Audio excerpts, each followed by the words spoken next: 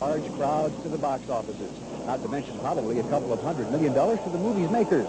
These movies have become an important part of the lives of many kids, and many educators say the personality values in the Star Wars films are good lessons to be learned, more than just escapist entertainment. It's so exciting, and you're jumping around and saying, I wonder what's going to happen next. I like R2D2 because he's cute. I like Luke Skywalker because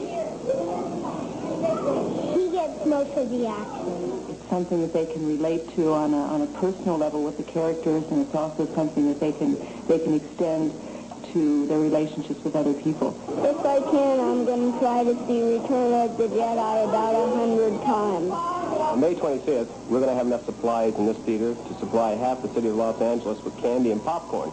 We're going to have enough staff to have our own police force just to take care of all the crowds that we're going to have. And I guarantee you I will not be around. I'm going on vacation. Oh, in case you are wondering why we have shown only these very familiar scenes from the original Star Wars, well, that's because the lid of secrecy is on. The studio has not released any clips yet from The Return of the Jedi. Probably won't until it hits the theaters May 25th. Also in entertainment news, a few weeks ago... Zone, to name just a few, but the highest money-making expectations are being reserved for the third Star Wars, The Return of the Jedi. It was shown to reviewers for the first time night before last. The next day, newswires, newspapers, radio stations carried the heretofore secret plot information. Now, we will not do that. I'll have a review the week of the 23rd, but tonight, a tantalizing glance at a movie which I like very, very much, and some first scenes on TV to watch.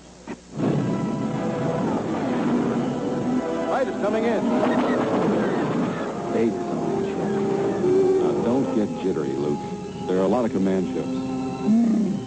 The Star Wars crew is back. Luke Skywalker, Princess Leia, Han Solo, Chewbacca, Lando Calrissian, Darth Vader, and yes, the two lovable robots, R2D2 and C3PO. And if you still don't remember which robot belongs to which name, here's a reminder. The little ugly one, the ugly, stupid plumber is R2D2. The tall, elegant, rather beautiful character who's gold is C3PO. And I'm inside him.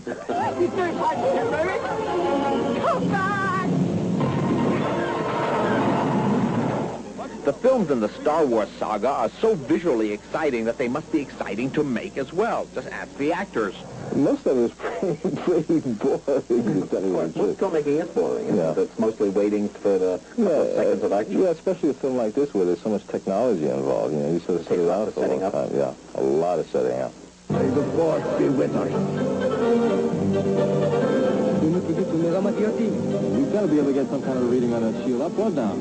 Well, how could they be jamming us if they don't know if we're coming? I have no peripheral vision. I see, straight ahead of me like that. And it's a terrible problem. And I've been known to sort of smack people in the mouth. I mean, I've knocked the cameraman off his little seat here just by walking here. They love me.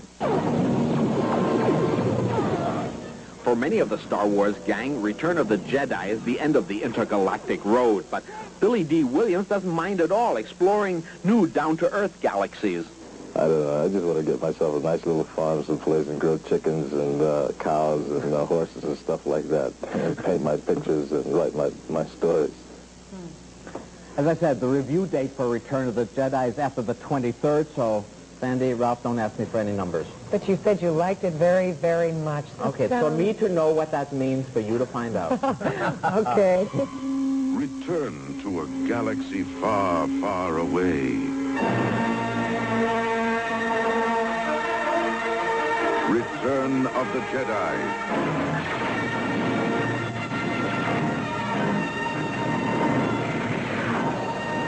The next chapter in the continuing Star Wars saga. The battle for freedom rages on.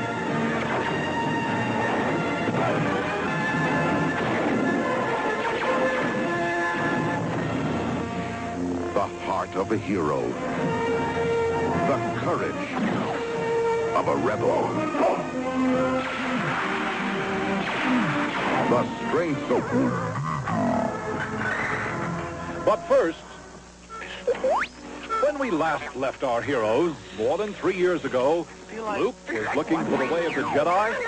Like we're being watched. Han Solo was stuck in carbon hibernation, and the princess was still encased in braids.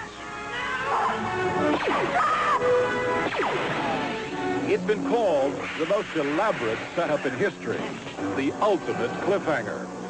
And now, in Return of the Jedi, all the questions are answered. Is Darth Vader my father? All the familiar faces are back, and some of the complaints are appeased. I swear by the time I'm 30, I'll get those braids off my head somehow. Luke, tell me, what's troubling you?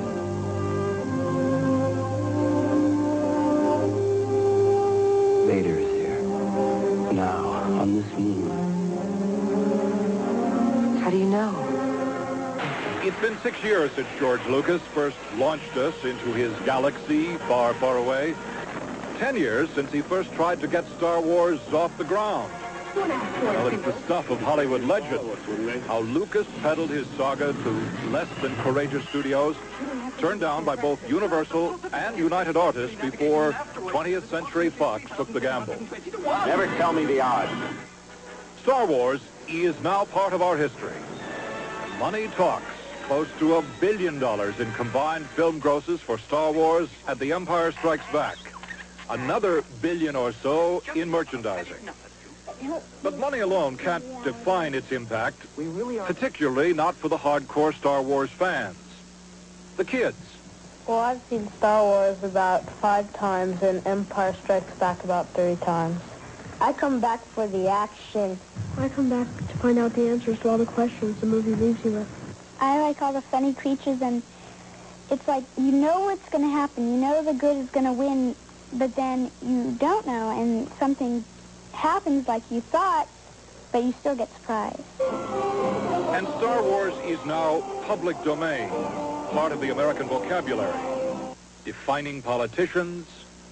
But on the House floor, the president's call for a new space-age anti-missile system was ridiculed in comparison to Star Wars. The only thing the president didn't tell us last night was that the evil empire was about to launch the Death Star against the United States. Britain's response to the Falkland crisis.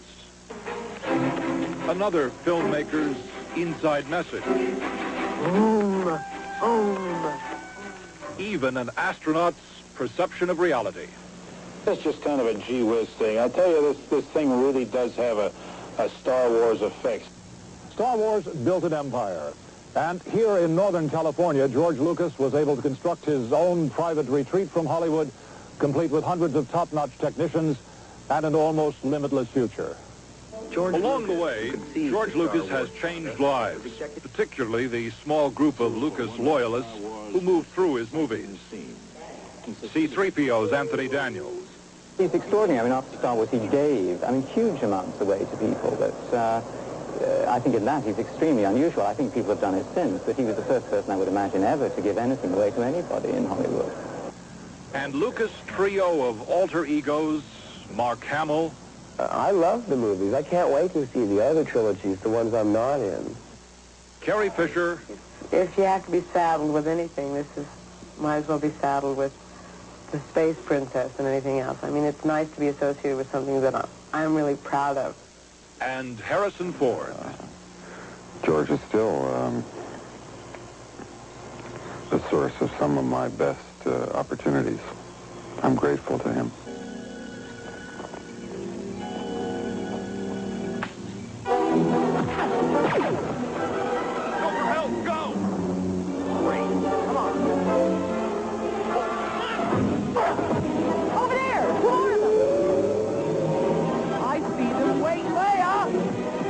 Tomorrow, we'll take a look at how those changes have affected the serious side of Mark Hamill.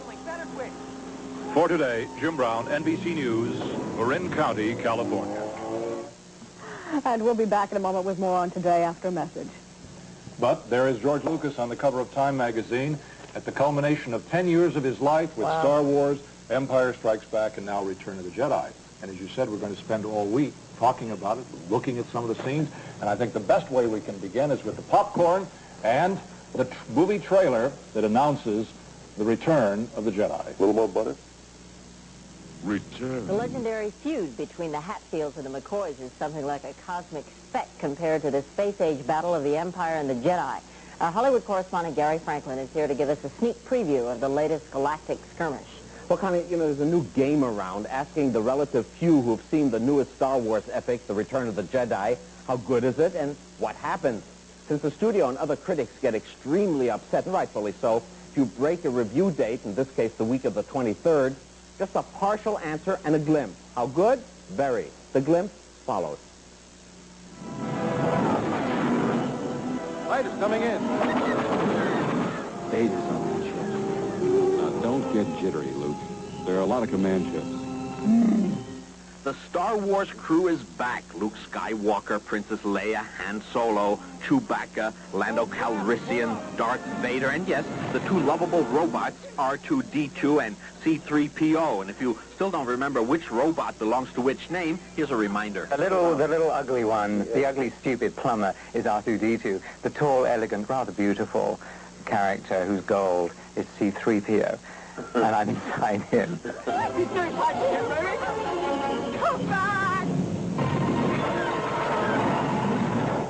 The films in the Star Wars saga are so visually exciting that they must be exciting to make as well. Just ask the actors.